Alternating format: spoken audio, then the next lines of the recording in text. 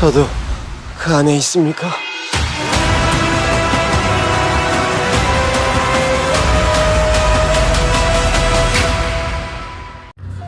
제가 사실 성씨거든요. 사육신 성산문 후손이에요. 본가가 있는 동네에 사당도 있고요. 근데 아시다시피 삼족을 멸했잖아요. 그러니까 엄밀히 말하면 제가 진짜 성산문의 후손인지도 좀 의문입니다. 아무튼 쉬어가는 영상 겸 겸사겸사해서 오늘은 가볍게 가보겠습니다. 왕과 사는 남자 개봉 15일 만에 400만 돌파했다죠. 오늘 보니까 500만도 넘었다고 하더라고요. 사극 최초로 1000만 찍었던 왕의 남자보다 빠르다고 합니다. 근데 흥행 기록보다 더 화제인 게 있어요. 관객들이 영화를 보고 나서 뭘 했냐면요, 세조 무덤인 광릉에 가서 별점 테러를 했습니다. 카카오맵 별점 1.5점. 결국 리뷰창이 폐쇄됐어요. 반면에 단종 무덤인 장릉에는 단종 오빠 보고 있지? 이번 생에는 행복만 해 라는 이런 추모 리뷰가 쏟아졌다고 합니다. 아니 500년 전 왕한테 오빠라니, 이 영화가 대체 뭘 건드린 걸까요? 간단하게 배경부터 깔게요. 1452년 단종이 12살에 왕위에 오릅니다. 세종대왕 손자예요. 근데 아버지 문종이 즉위 2년 만에 세상을 떠나죠. 12살짜리 왕. 실권은 당연히 대신들한테 있었고요. 사실상 도장 찍는 기계였습니다. 그 틈을 노린 사람은 바로 숙부 수양대군, 김종서, 황보인 같은 대신들을 다 죽여요. 이게 1453년 개유정난입니다. 그리고 2년 뒤에 왕위를 빼앗죠. 12살에 왕이 됐다가 14살에 쫓겨난 거예요. 바로 세조죠. 보기시도가 있었어요. 성산문, 박팽년 등 사육신. 연애 때 세조를 제거하려는 계획이었는데 가담자 중 김질이라는 사람이 자기 장인한테 털어놓습니다.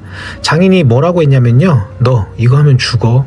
그래서 김질이 뭘 했냐, 바로 밀고 했습니다. 이 사람이 했어요. 사육신은 처형됐죠. 단종은 노선군으로 강등되고 강원도 영월 청령포로 유배됩니다. 청령포가 어떤 곳이냐면요, 삼면이 강이고 뒤는 절벽이에요. 지금도 배를 타야만 들어갈 수 있습니다. 육지 위의 섬이죠. 16살을 거기에 가둔 거예요. 그리고 어명이 하나 내려옵니다. 단종의 처소에 무단 출입하는 자 삼족을 멸한다. 삼족멸이에요. 가문이 통째로 날아가는 거예요. 거기에 저희 집안도 포함이 됐었습니다. 그래서 아무도 안 갔죠. 단 한 사람 빼고요. 바로 영화에 등장하는 엄흥도예요.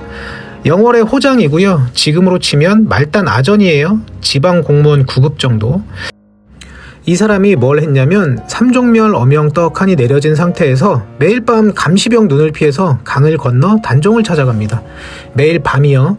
뭐하러 갔냐고요? 말동무 해주러 갔다고 해요. 삼족이 멸해지는 걸 알면서 매일 밤 목숨 걸고 외로운 왕한테 말동무 해주러 간 거예요. 이게 영화 왕과 사는 남자의 핵심입니다.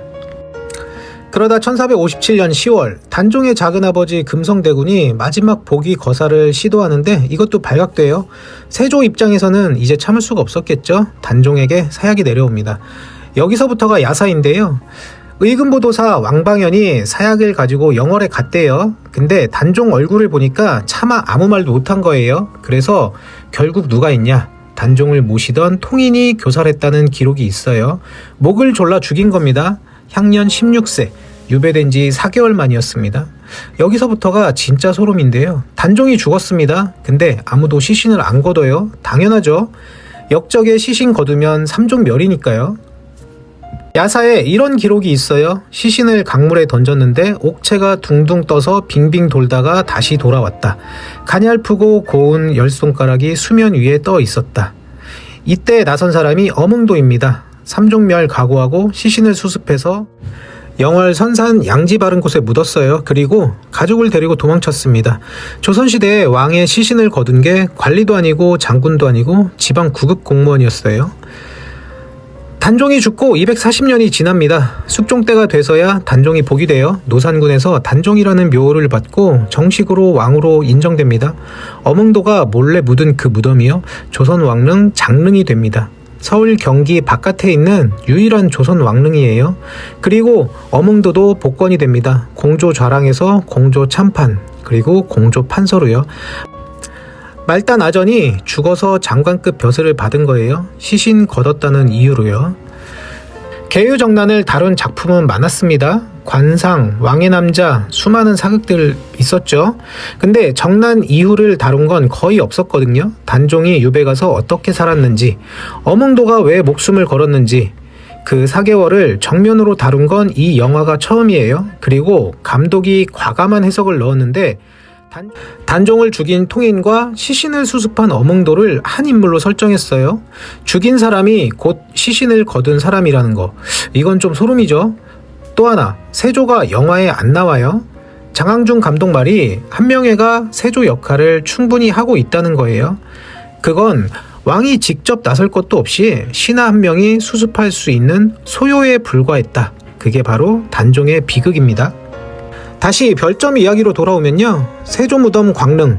조카는 죽여놓고 볕 좋은 곳에서 산이 좋으냐. 무덤조차 과분하다. 카카오맵 세이프 모드 발동. 리뷰창 폐쇄. 단종 무덤 장릉은 홍이야 거기서는 행복만 해. 추모 리뷰 쏟아지고 입장객이 급증했어요. 500년 전 역사가 2026년 지도앱 리뷰에서 다시 살아난 겁니다. 참고로 홍이는 단종의 이름이에요. 단종이 아니라 이름을 불러준 거죠. 삼족이 멸해지는 걸 알면서도 시신을 거둔 사람이 한 명 있었다. 그게 어몽도고 그 이야기가 왕과 사는 남자입니다. 근데 여기서 한 가지. 영화 한 편이 500년 된 무덤의 별점을 바꾸고 카카오맵 리뷰창을 폐쇄시키고 장릉 입장객을 폭증시켰어요. 문화 콘텐츠가 갖는 힘이 얼마나 대단한지 보셨죠? 네, 맞습니다. 오늘은 영화를 통해 본 경제 이야기였습니다. 시청해주셔서 감사합니다. 돈의 맥락이었습니다.